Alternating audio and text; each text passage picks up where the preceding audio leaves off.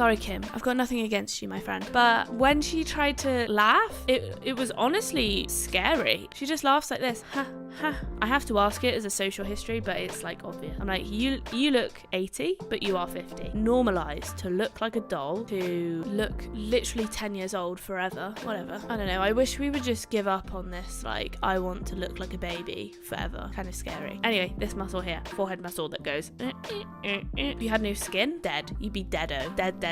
You were just constantly leaking fluid, like liters, and you would just dehydrate because your skin is like keeping it all in. Also, it'd be really fucking painful. Like, you wouldn't want to live with no skin. I don't think it would be painful. Wow, what a thought. That's my weird thought for the day. Also, like, skin holds stuff in. You know, if you had a hernia, oh, my bowel's on the floor. Oh dear. Goodbye, organ. Do I think I'm attractive? I don't think I'm unattractive. Other people have enhanced themselves, so now I feel normal. Have I considered Botox? Yeah, of course I have. I feel like who hasn't? Cosmetic Botox, not, you know, other Botox. And we'll get into that in a minute. But being a doctor, I can see the negative and the positive implications, issues in injecting yourself with a neurotoxin. So yes, I've considered it. I'm not ruling it out in the future, but I am today going to discuss the positives, negatives of Botox and how we can get the same sort of appearance or outcome without using Botox, because I feel like, aren't we just absolutely shedding our bank accounts for these injections that don't last forever and actually have negative impacts on how we look in the long term? And I feel like that's not necessarily known about as much as it should be. So that is what we're talking about today. Cool.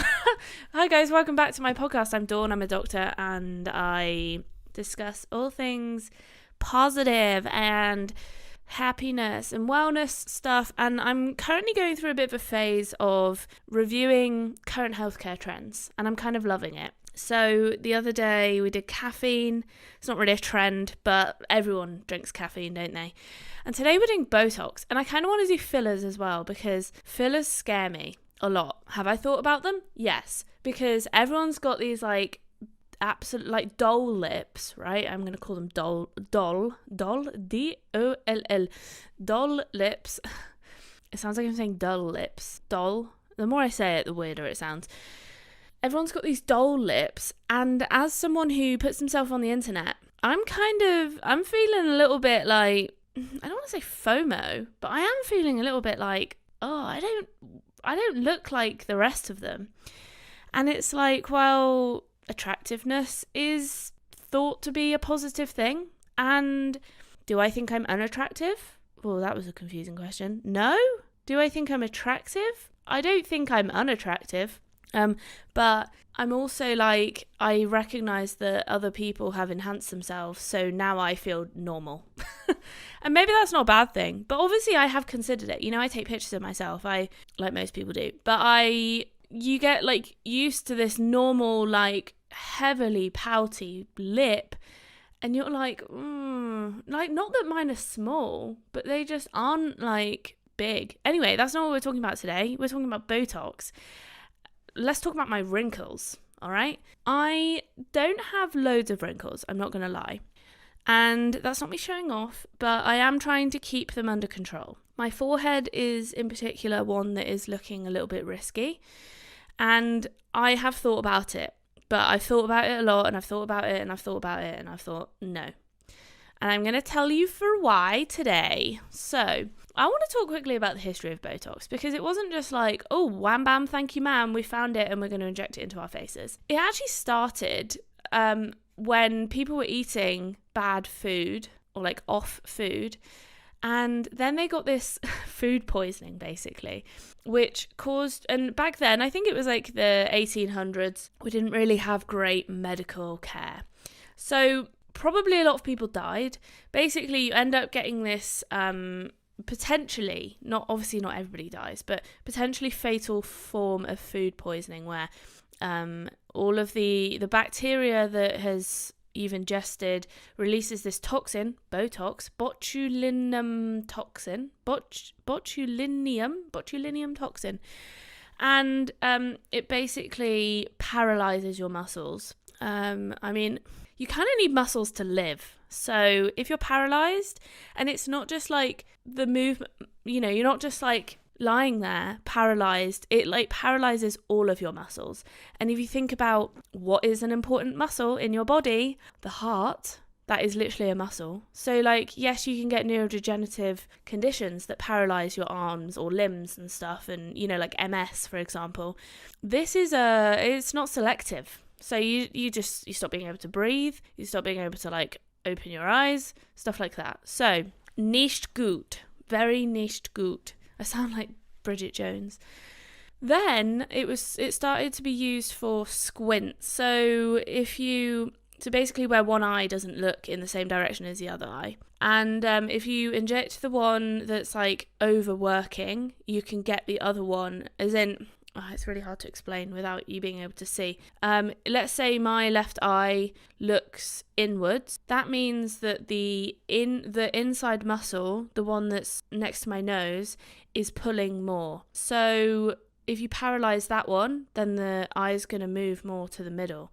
And the other muscle is then going to be able to work harder because it's not pulling or trying to pull against this little fucker in the middle that's like pulling really hard.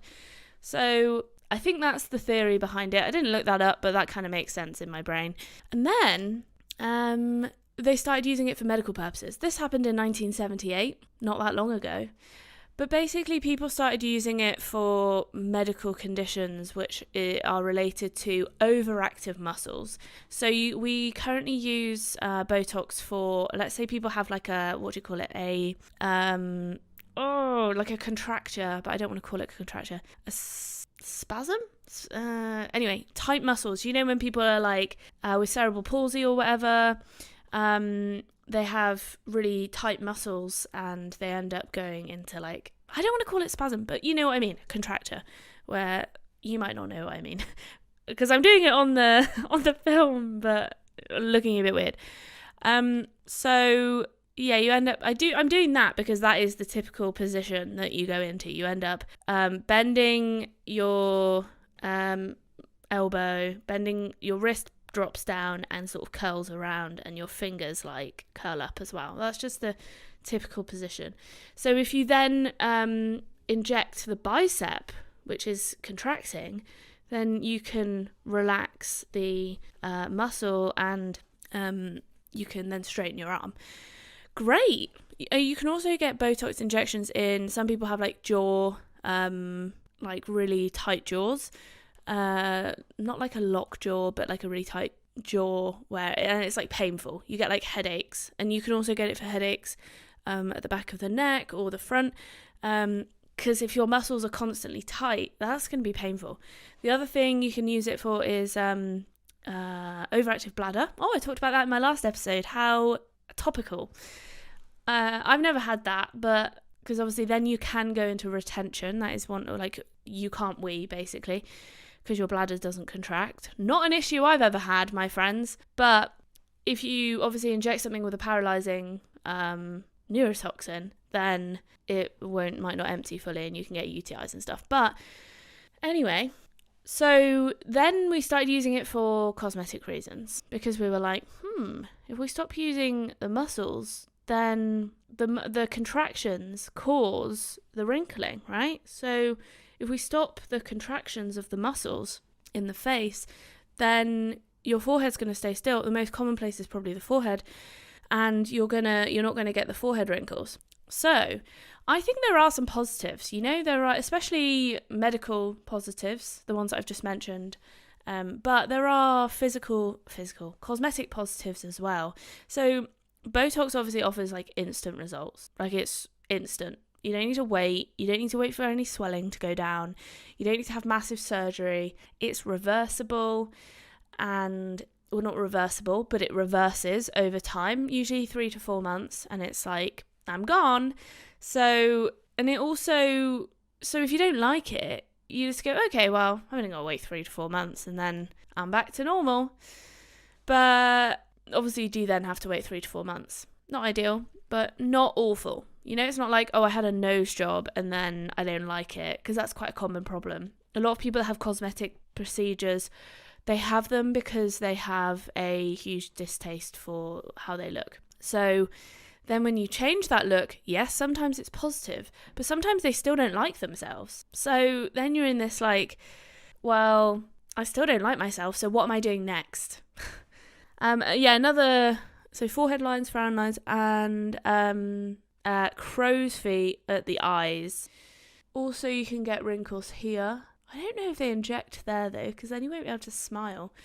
Anyway, I'm sure they inject everywhere. Now, I can think of lots of negative effects to having Botox injected into you, and I've got them all written down here. Let's just talk about the normal negative effects. So obviously Botox can go wrong. I wouldn't necessarily call that a usual side effect, because it can go wrong, but it's not common that it goes wrong, and I don't want to advocate for it, but like, it isn't common. So maybe I'll just do those. No, I'll do them after. So I think probably, obviously, okay, no, let's do come on, just make a fucking decision, Dawn. I think to start with, it looks weird.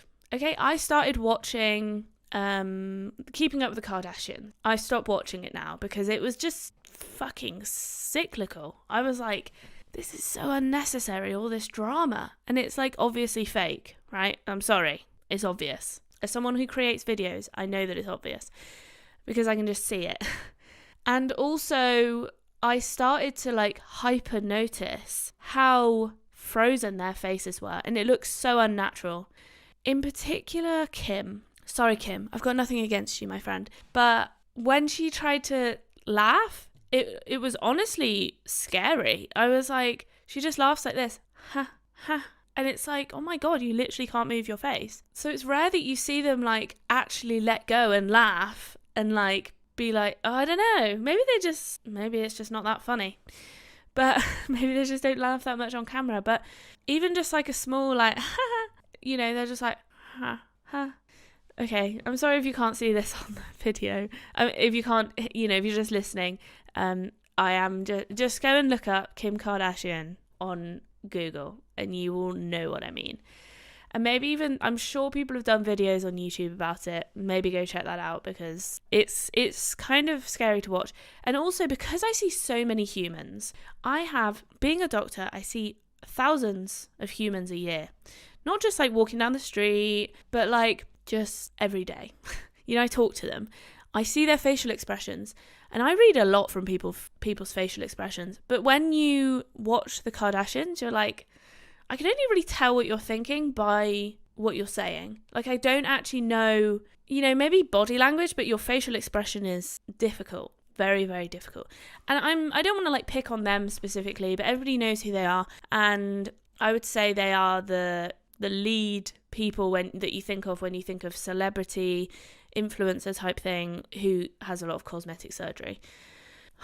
So that's the only reason why I'm picking on them. I'm sure there are plenty of other people, but I just don't watch like influencery stuff, and you know, I don't follow many like beauty influencers or anything like that.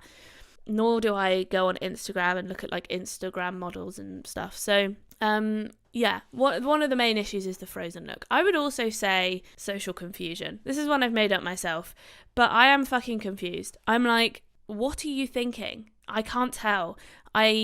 You could be thinking, I'm about to go and murder 10 kittens, or you could be thinking, it's really nice to meet you. I really love your podcast. Who the fuck knows? And that's concerning.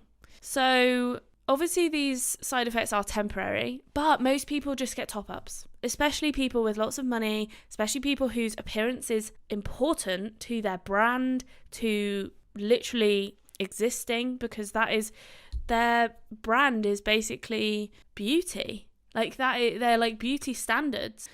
So yeah, you can also get blurry vision. I think that's a rare side effect though. usually resolves. Allergic reactions, you can get allergic reactions from like almost anything. So there we go. Muscle weakness is obviously a temporary thing, but long term you get something called muscular atrophy. In particular, what's it called? This one, frontal. Is it just a frontalis muscle? Anyway, this muscle here, forehead muscle that goes lifts your eyebrows up.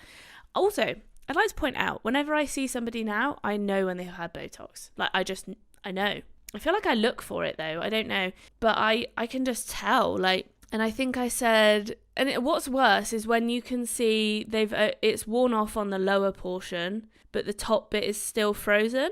I don't know if that's intentional but like that's I think worse, because it's like you're just getting forehead wrinkles here, and then it just makes it so much more obvious. So I also think if I start getting Botox, I would want it all the time, because I would get like kind of weird FOMO. I'd be like, well, I got it before, and now if I don't keep it up, then I'm going to get really wrinkly, so I don't want to stop it. So yeah, you can get something called, not just this muscle, but I'm talking about this one because it's the forehead muscle, because it's the most popular to paralyze. You can get atrophy, and what happens when you get atrophy is your eyelids end up drooping, because the muscle just won't hold. You need some kind of muscle tension to like hold up your face, so then you get droopy eyes mainly, and you then might end up need to get like a little facelift. So look, I might look back on this in 5 years when I'm a, I don't know, successful YouTuber or whatever, wherever life takes me. I actually don't know. I don't want to say that that's going to happen, because it might not. But, and that might not be my goal. I don't know. And I might think, wow, Dawn, you were so naive, and now you've got Botox and fillers and stuff.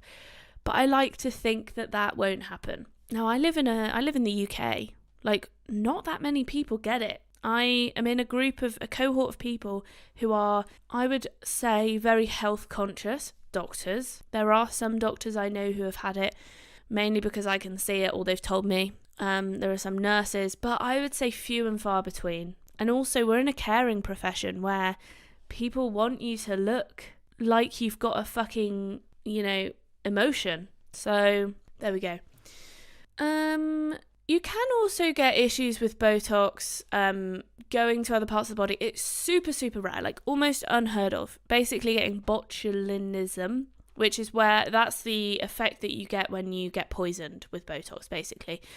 But the thing is, I actually looked this up, and basically the concentration of Botox in injections is significantly diluted compared to what level you would need to die from. So good news. Aesthetic disenchantment is also a thing. It's just like you're never quite happy, and you like I said, like I would get to the point where I'd be like, well, I got it last time, so I should keep it up. And this shit isn't like cheap. It's not like £10. It's like, £100 to £300, depending on where you go, what you get. I would want to get good stuff, I wouldn't want to get like, who the fuck knows what's in this? And that's the other concern, is who the fuck knows? Anybody can inject Botox. I could make some good money off it. I've thought about it, It's easy. It's great money making for a doctor. Although, would people pay to have a doctor do it when they could have a random person do it for cheaper? I don't know. Depends how much you care about your life. No, I don't know. Depends how much you care about that, like money and stuff like that. There are other factors. But yeah, I'm scared of myself, especially with my weight loss journey at the moment. I am scared that I'm going to get to a point where I'm like, okay, I've reached my goal weight, but I'm not happy. So I'm going to keep going. Okay, I've reached 5 kilos under my goal weight. I'm not happy. I'm going to keep going. And that is a fear of mine. That's something I'm very conscious of, because you don't want to like keep moving the barrier, keep moving the mark and being like, okay, I need more, and it's a slippery slope, and I am fully aware of that in many things. It's like you do one thing and then it's like, oh, okay, I want more, or I need more. So how do I get this beautiful radiant look? I'm nearly 29, by the way. So this is how I look. I have had no cosmetic surgery done. Zero. Zero. Absolutely none. Not that I'm like proud of that or not proud of it, but like just want to let you know that's the sitch. So, and that doesn't mean I won't get any in the future. I have thought about a lot of cosmetic procedures. Like, obviously, I have. They're in the news. They're in front of you. And as a doctor, you know, I worked on plastic surgery for a bit. So I was like in that kind of field. And we would see like cosmetic surgery gone wrong, which is kind of not great. But also I see some stuff on YouTube and it's like, it is thrown around you, normalized to look like a doll, to look literally 10 years old forever. Like, whatever. I don't know. I wish we would just give up on this, like, I want to look like a baby forever. Kind of scary. So, number 1, hydration. I think we forget that our skin is the largest, not even exaggerating, the largest organ in our body. Crazy. And it's also the one that surfaces, like, literally comes to the environment. Like, none of our other organs, major organs are organs we need to like literally live. Our heart, because you could say that your eyes are an organ, I suppose, because an organ is just a complex bunch of different tissues and cells that create a thing, an organ. But your eyes, you don't need them to live. Like, you could not have eyes and be fine. Like, you would be alive. So, but your skin, if you had no skin, dead. You'd be deado. Dead. You would not live. Because you would just be constantly leaking fluid. It's the problem with burns. Constantly leaking fluid, like litres of fluid, and you would just dehydrate. Because your skin is like keeping it all in. And obviously you would be prone to infection. Also, it'd be really fucking painful. Like, you wouldn't want to live with no skin, would you? It'd be really painful. I don't know, actually, would it? I feel like if you had no skin, I don't think it would be painful. Wow, what a thought. That's my weird thought for the day. If you had no skin, and I don't mean like burnt skin, I mean no skin. Also, like, skin holds stuff in. You know, if you had a hernia, oh, my bowel's on the floor. Oh dear. What else would be on the floor? Because you've got a lot of muscles that hold shit in. Eyes? No, they would still be in. Anyway, but if you had a hernia or a prolapse, goodbye, organ. Okay, so hydration. Guys, this is, like I say, it's an organ, so it needs looking after. That means inside and out. I have a skincare routine. Woo, who doesn't? My skincare routine, I have thought about doing it on my YouTube channel, but I don't think anybody cares. So I'll just tell you quickly. I've started using micellar cleansing water because I probably wasn't washing my face enough. Because okay, this is a really first world problem, but I don't like it when the water drips down my elbows and then it ends up going into my armpit. Sorry. So I use cleansing water every night and then I put on my night cream. And this is only a recent addition, by the way. And then when I wake up in the morning, give my face a little water wash. And then I put on my day cream, which I've got on now. It's got SPF 30 in it. You should always be wearing SPF. Doesn't matter if it's sunny or not. And you should be drinking water. I also take collagen oral supplements. I get them from Amazon, you know. I have omega-3 as well. So your skin is made up of like different fats as well, so that is kind of important too. Healthy lifestyle, eating well, eating lots of antioxidant foods, so like blueberries, etc. And my collagen tablets have blueberry, acai and turmeric in it, which are all very good for you as well. So there we go. I feel like I'm doing things. Sleeping well. Some people say don't sleep on your side or your face, but I'm like, fuck that. I'm not going to be able to sleep if I don't sleep on my side. So I can't just sleep on my back like a mummy. Because your skin needs to repair and everything needs to repair whilst you're sleeping. Stress. Not only do the internal effects of stress come out of you, but also if you're stressed, you know, you're like muscle tensing. Smoking, avoid, please stop that. And excessive alcohol, also please stop that safely, but stop it. and regular exercise, which is just really good for blood flow. You need good blood flow to all of those skin cells. Smoking reduces, you can tell when someone's smoked. I can look at you and be like, you smoked your whole life. I have to ask it as a social history, but it's like obvious. I'm like, you look 80, but you are 50. That's unfortunate. So please stop smoking. There are other things. Facial contouring. Well, we can do that with makeup, but that doesn't change things. And microcurrent facials. This is something I've only just discovered, but basically you electrocute yourself on your face, or you stimulate your muscles, and then it's like a temporary thing, but it like lifts up your skin. You can also get like non-surgical facelifts, but they can often just like pull your skin and then it just comes back down anyway. I think personally, if you want to look good without Botox, you just need to look after yourself. Like, have a good skincare routine, wash your face, drink plenty of water, exercise, don't smoke, sun cream. Easy peasy. And in fact, I think the normal look is just going to swing back around. I don't know though. Are we all going to get that, like, there's that horrible, like, filler face that you can get, and I wonder if that's going to become the new beauty norm. But it's like, fine, you go ahead and do that. I'm just going to carry on living my life and existing as me. Cool. Anyway, guys, thanks so much for listening all the way to the end. Wow. I think next time or soon I will talk about fillers as well, because, come on, I feel like it might have been overdone, but we'll go there. And thanks so much for listening. Give it a like if you liked it. Thanks to all the people that do. Give it a 5-star. Oh, the fucking camera just went off. Give it a 5-star review. If you're listening on the podcast, that'd be super helpful. And I upload every Monday and Thursdays. So thanks so much and have a good November. Okay, bye. Love you. Oh, that was really gross. Sorry. I'm so sorry about that.